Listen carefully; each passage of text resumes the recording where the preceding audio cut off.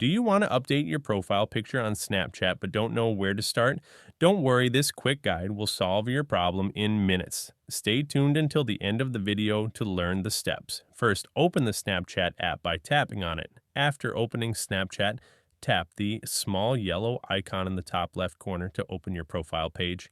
The next step is to find and tap on the My Public Profile option, which will take you to a new page with several options at the top of the screen. Here, tap the small gear icon in the top right corner to open your profile settings. Once you're in the settings, choose Edit Profile, and you'll be taken to a page where you can update your profile picture. Tap your current picture and select a new photo from your camera roll to set as your profile picture.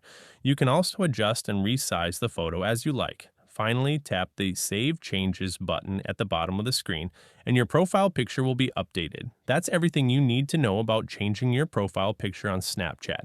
If you found this video helpful, don't forget to like, subscribe, and leave any questions or suggestions in the comments below.